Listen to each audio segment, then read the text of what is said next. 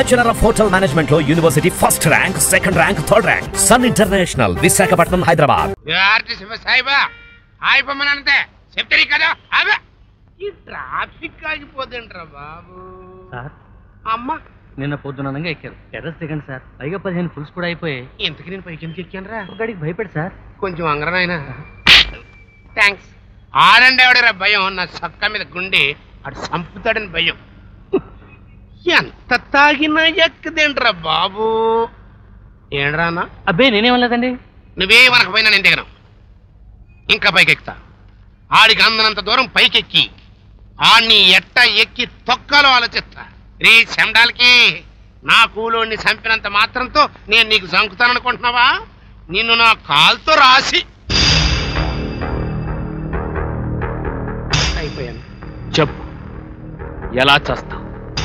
కింద పడి తల పగిలి చస్తావా? ఈ చేతుల్లో గొంతు బిగిసి ఊపిరాడక చస్తావా? లేక ముక్కల ముక్కలుగా నరికి 4 దిక్కులకు విసిరేయమంటావా? నీకు నచ్చిన చావు చస్తావా? నా ఇష్టం వచ్చినట్లు చంపమంటావా? చావులొద్దు, నీకు ఇష్టం వచ్చినంత అడుగు. నాకు నచ్చినా నచ్చకపోయినా ఇస్తాను.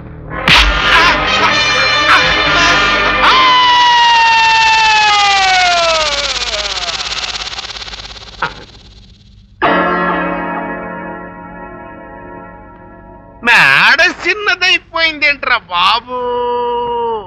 ఇదేది సార్? అమ్మా ఏమైందండి? ఆ సోగ్గాండను మేడమిచ్చి. అవును, పక్కనే ఉన్నాను ఆపలేదేంట్రా? ఓన్లీ యువర్ ఇమాజినేషన్ సార్ అని తెలుగులో చెప్పను. కలొచ్చుంటుంది మీకు. థ్యాంక్స్.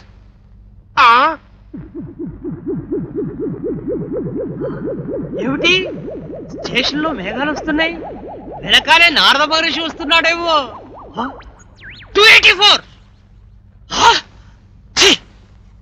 పోలీసు ఉండి స్టేషన్ లోనే సిగరెట్ కాలిస్తావా? పోలీసులు ఏ పని చేసినా స్టేషన్ లో చేస్తేనే బాగుంటుంది. ఏ పని చేసినా సెల్లో చేస్తే ఇంకా బాగుంటుంది. ఇంటికంటే గుడి 10 కొందరికి, గుడి కంటే స్టేషన్ 10 అందరికి. బాబా ఎలా ఉంది నాలేది? ఇప్పుడే అర్థమైంది ఆత్రేయ గారు ఎందుకు చనిపోయారని. నిన్ను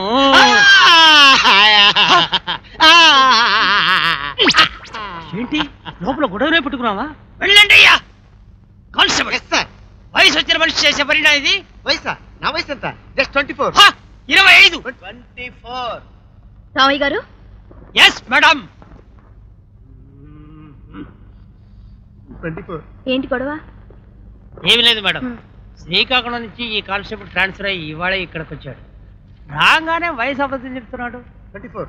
25. 24. అదేంటి రామయ్య గారు, ఇతని వయసు మీకెలా తెలుసు? ఈయన పుట్టింది 1965 ఏప్రిల్ 1 అండి. ఆ రోజు అందరూ నన్ను ఏడిపించారండి. ఏప్రిల్ 1 కదా, పుట్టింది బిడ్డ కదరా, నీకు పుట్టింది ఫూల్ రా అని ఏడిపించారండి. అంటే ఇతను మా అబ్బాయి.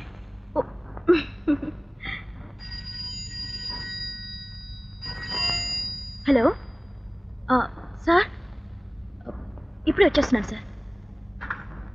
Come on, Miss Vijaya. Good morning sir. Morning. Take your seat. పర్లేదు sir. Would you like to have some tea or no coffee? Thanks. Miss Vijaya, నేనెప్పుడు ముఖ్యమైన బాధ్యతని ఎవ్వరికీ అప్పగించను. I will see to myself. అంటే కింద ఆఫీసర్ సిన్సియారిటీ మీద నమ్మకం లేక కాదు, వాళ్ళ సమర్థత మీద నమ్మకం లేక. నీ సమర్థత మీద నమ్మకం ఉండే ఇప్పుడు నేను పిలిచింది.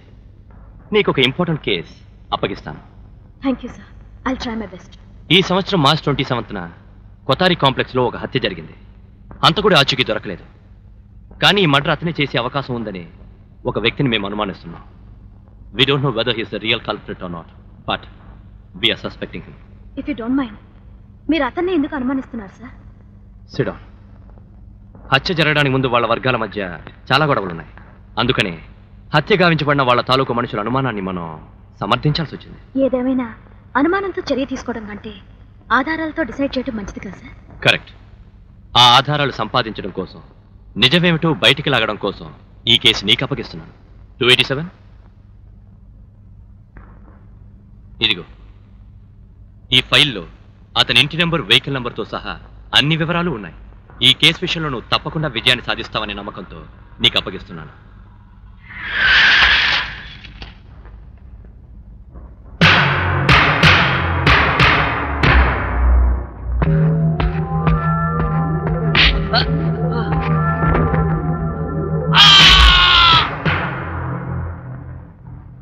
అశోక్, లా చదివిన స్టూడెంట్ అయ్యండి ఈ కొట్టడాలు, అరెస్టులు, బెయిల్లు.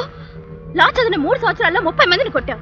ఒకడు తప్పు చేస్తే గానీ నేను తొందరపడినని ఇన్నాళ్ళ మన స్నేహంలో అర్థం చేసుకోలేదా? అసలు నువ్వు లా ఎందుకు చదివినట్టు? ఎప్పుడో గుప్తుల కాలం నాటి పుస్తకాలు గుళ్ళు మింగ వాళ్ళ కాలానికి ఏం పనికి వస్తాయి చెప్పు? నువ్వు పోలీస్ స్టేషన్కి వెళ్తున్నావు కదా, రేపు ఆఫీసర్ అవుతావు. పుస్తకాల్లో రూల్స్ ప్రకారం కనపడి అందరినీ దొంగలని లోపలతో ఎక్కువ, కనపడిన దొంగల గురించి ఆలోచించు.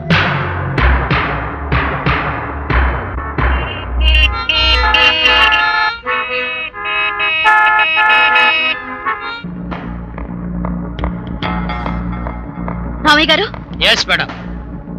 మార్చ్ 27న కోతారి కాంప్లెక్స్ లో ఒక మర్డర్ జరిగింది కదా? అవునమ్మా. దాని వివరాలు మీకేమైనా తెలుసా? చచ్చింది నిజం, చంపింది నిజం. చచ్చిన వాడు చావడమే మంచిదని అందరూ అనుకున్నారు కాబట్టి నేను ఎంక్వైరీ చేయలేదమ్మా. Sambayya, yes madam. మనం వెంటనే కోతారి కాంప్లెక్స్ వెళ్ళాలి.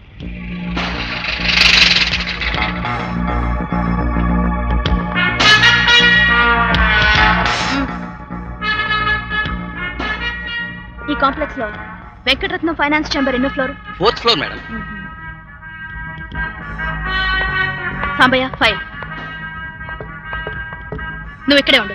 అలాగే.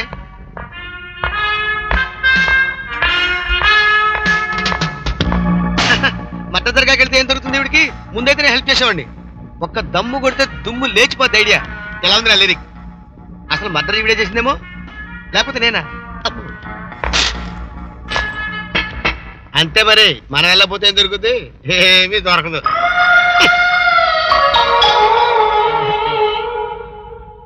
ఒకటే దొరకదు, జాలిమి లోషన్ దొరకదు. నేను గోకనా సార్? వారు మీరు సిగరెట్ బ్రహ్మాండం కలుస్తున్నారు సార్. మనం ఎప్పుడంతే, అసలు మనం సిగరెట్ కాల్చబట్టే మేఘాలు పుట్టుకొచ్చి వర్షాలు కురుస్తున్నాయి. మరి నా పని అయిపోయింది, నేను వస్తాను సార్. అలాగే. పని అయిపోయిందా? ఇదే లిరిక్. ఏంటి పని అయిపోయిందా? అబ్బే, కావాలంటే ఇచ్చేస్తాను సార్. పోలీసులు పట్టుకుంటే డబ్బులు ఇచ్చేయడమే. ఈ బిల్డింగ్ లో మర్డర్ జరిగింది తెలుసా? తెలియదు సార్. చిన్న పిల్లలు ఇటు రాకూడదు. ఆ కేసు మీద నేను ఇక్కడికి వచ్చాను. నేను పోలీసులను ఎవ్వరు తనకే. మరి డ్రెస్ వేసుకొచ్చారు కదా సార్? వేసుకొస్తానేస్తావా? సిగరెట్ ఉందా? నాకు అలవాట్లేదు. అడిగాను ఎవరితో చెప్పక. వెళ్ళిపో, వెళ్ళిపో. సార్, ఎవరండి ఇక్కడ? నువ్వెవరు? పార్కింగ్ బిల్లు 2 రూపాయలు కట్టాలి. పోలీస్ జీపుకి పార్కింగ్ బిల్లా? ఒక్కలో దోషేస్తాను, జాగ్రత్త. కట్టాలండి, తప్పదు. మాకు నష్టం వస్తే మీరు ఇస్తారా? ఎందుకలా గట్టి కడతాం? ఎందుకయ్యా కడతాం. పని అయిపోయిందంటే ఇదే. పార్కింగ్ బిల్లు నేను కట్టను. ఏ? పర్సు పోయింది, నీ పర్సు చూసుకో. నీ పర్సు చూసుకో. ముందు ఎక్కడికి తెచ్చి కట్టమంటావు? మేడం గారు తెస్తే ఊరుకోరు, ఒక్క చీరేస్తారు. ఎక్కడ తెచ్చుకోమంటా? ఎక్కడ తెచ్చుకోమంటా? ఏంటి అలా చూస్తావు? ఎక్కడ తెచ్చుకోమంటా? గొడవ పార్కింగ్ బిల్ అంటే మేడం. కట్టలేకపోయావా? Purse police jeep. ఎందుకు బాగలేదా? చండాలంగా ఉంది. ఎంత? 2 రూపాయలు.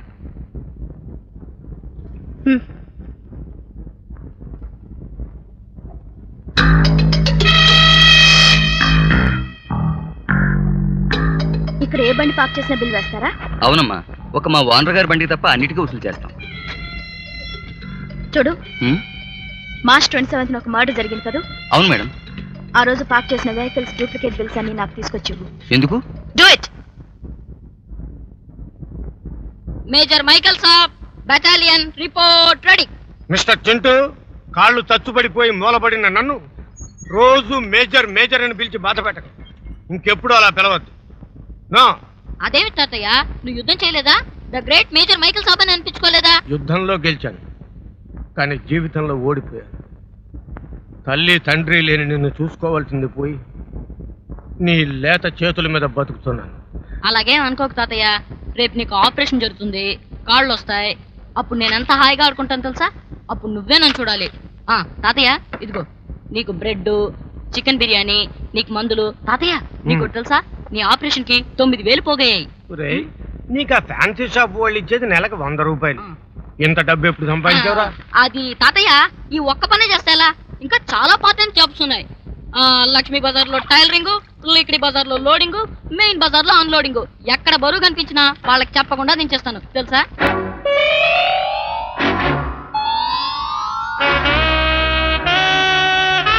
మిస్టర్ అశోక్, ఫోటోరా? Good morning. నేను మిస్టర్ అశోక్ తో మాట్లాడండి. బయటికి వెళ్ళాడు, ఇప్పుడే వచ్చేస్తాడు. రండి, ప్లీజ్ కమ్ ఇన్. రండి. ఇక్కడేనండి అశోక్ మేము కలిసి ఉండే. మీ గురించి మాకు రోజు చెప్తుంటాడండి.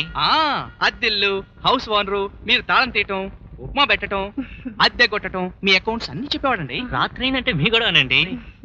ఏమండి ఒక్క నిమిషం. ఏమండి ఇది అశోక్ పుస్తకం ఒకసారి చూడండి. 125వ పేజీ ఒకసారి తీసి చూడండి.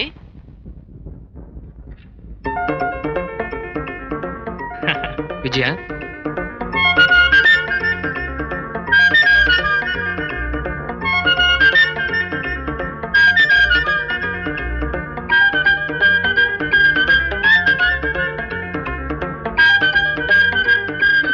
విజయ ఎలా ఉన్నావు నువ్వు?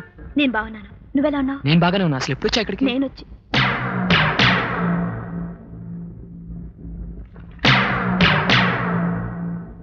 విజయ్గా మిమ్మల్ని కలవాలనుకున్నాను, కానీ ఈరోజు ఇన్స్పెక్టర్ విజయ్గా మిమ్మల్ని కలవాల్సి వచ్చింది. అందుకే ఇప్పుడు వచ్చింది. ఇన్స్పెక్టర్ గారికి మాతో పని ఏమిటి? నేరస్తులతోనేగా మా పని. నేరస్తులు అనుకొని రావద్దు, పూర్తిగా తెలుసుకుని రండి. తెలుసుకోవాలనే వచ్చాను. మీరు వచ్చినంత మాత్రాన తెలియదు, నేను చెప్తేనే తెలుస్తుంది. ధైర్యం ఉంటే చెప్పండి. స్నేహితురాలిగా అడుగుతున్నావా, ఇన్స్పెక్టర్గా అడుగుతున్నావా? స్నేహితురాలుగా అడిగితే? అడిగిన వెంటనే చెప్పటానికి ఒక్క మాటలో అర్థమయ్యేది కాదు అని చెప్తాను. ఇన్స్పెక్టర్గా అడుగుతున్నాను. మీరే ఆధారాలతో ఇక్కడికి వచ్చారని అడుగుతున్నాను. ఆధారాలతోనే వచ్చాను. మార్చి 27న హత్య జరిగిన కొత్తారి కాంప్లెక్స్ ముందు అదే టైంకి మీ మోటార్ సైకిల్ పార్క్ చేస్తున్నట్టు పార్కింగ్ బిల్స్ లో ఉంది. ఆహా, అదే రోజున నా మోటార్ సైకిల్ పోయిందని నేనిచ్చిన రిపోర్ట్ మీ పోలీస్ స్టేషన్ ఫైల్లోనే ఉంది, చూసుకోండి. అశోక్, డిఐజీ గారు నాకు ఫైల్ ఇచ్చినప్పుడు, ఆ ఫైల్లో నీ గురించి చూసినప్పుడు నువ్వు నేరస్తుడివి కాకూడదనుకున్నాను. నీకు సంబంధించిన ఆధారాలు దొరికినప్పుడు కూడా అవి తప్పు కావాలని ఇంట్లో నేను అడుగు పెట్టాను. కానీ నువ్వు ఇంత ప్లాంట్ గా ఉన్నావంటే నువ్వు తప్పకుండా నేరస్తుడివని ఇప్పుడు నమ్ముతున్నాను. నీ నమ్మకం నిజమే. వెంకటరత్నం మనిషిని నేనే చంపాను, ఈ చేతులతోనే చంపాను. ఎందుకు చంపాల్సి వచ్చింది? అన్యాయం చేసిన వాళ్ళని శిక్షించాలి కాబట్టి. దానికి చట్టం ఉందిగా. నా దృష్టిలో ఆ చట్టం నిద్రపోయింది. ఇప్పుడు నువ్వు చెప్పిన దాన్ని బట్టి నిన్ను అరెస్ట్ చేయొచ్చు, తెలుసా? మీరు ఇన్స్పెక్టర్ అన్న హడావుడిలో నేను లాయర్నని మర్చిపోతున్నాను. ఇప్పుడు నేనన్న మాటలు నేనే అన్నానని న్యాయస్థానాన్ని మీరు నమ్మించలేరు. అయితే ఇంకా ఎందరని చెప్పాలి? నా న్యాయస్థానంలో నేను శిక్ష వేసిన వాళ్ళందరినీ చంపాలి, చంపి తీరుతాను. అలా జరగనివ్వను. నీకు దొరికిన వాళ్ళను శిక్షించే హక్కు నీకుంది గాని నాకు దొరికిన వాళ్ళను రక్షించే అధికారం నీకివ్వను. ఏదో రోజున నిన్ను నా చేతులతోనే సంకళ్ళు వేసి చట్టానికి అప్పచెప్తాను. రాతి యుగం నుంచి నేటి రాక్షస యుగం దాకా కళ్లకు గంతలు కట్టుకునే తీర్పు చెప్తుంది ఈ చట్టం. న్యాయస్థానం ముందే న్యాయాన్ని తెగ నరిగితే ఏం చేసింది ఈ చట్టం? ఆ న్యాయస్థానంలో నిలబడి న్యాయం కోసం నేను గుండెలు పగిలేలా అరిస్తే సమాధానం చెప్పలేకపోయింది ఆ చట్టం. అలాంటి చట్టం నన్ను దోషి అంటే నా దృష్టిలో ఆ చట్టమే దోషి. సమయం వచ్చినప్పుడు తెలుస్తుంది ఎవరు దోషి అని. 4 రోజుల్లో ఇంకో హత్య చేస్తున్నాను. ఆ సమయం చాలనుకుంటాను. నా ఉద్యోగ ధర్మంలో నేను ఎప్పుడు ఓడిపోను. అధర్మాన్ని వేటాడటంలో నేను ఓడిపోను. ఛాలెంజ్.